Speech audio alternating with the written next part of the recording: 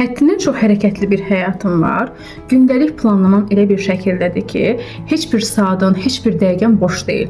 Yəni bir fəaliyyətdən digər fəaliyyətə daima qaça-qaçda, daima məşğul birisən.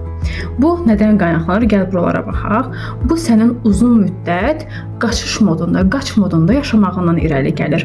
Niyə biz bu modu seçirik? Bu təbii ki, bizim fərqində olaraq şuurlu seçimimiz deyil. Bizim daxili dünyamız bir növ kontakt qurmaq bizə çətin gəldikdə və ya da bizim gündəmimizdə ola bilər ki, məsələn, aktual bir məsələ var, hansı ki, problem kimi gördüyümüz bir məsələ və bundan üzləşmək, yəni bunu həll etmək yerinə bundan qaçmağı seçirik. Yəni o qədər çətindir ki, bizə hiss dünyamıza, yəni hisslərimizə bir növ belə deyək də təmas etmək, onlarla kontakt qurmaq o qədər çətindir ki, biz bu şəkildə, yəni belə deyək də, özümüzü müdafiə etmək, özümüzü qorumaq üçün qaçış modunda yaşamağı seçirik.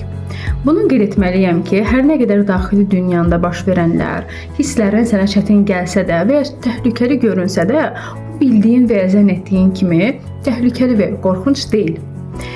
Bu sadəcə sənin bir növ qoruma mexanizmin kimi bir şeydir ki, özündən qaçmaq üçün bir şeyləri ertələyirsən, xüsusən də daxili dünyana təmas etməyi.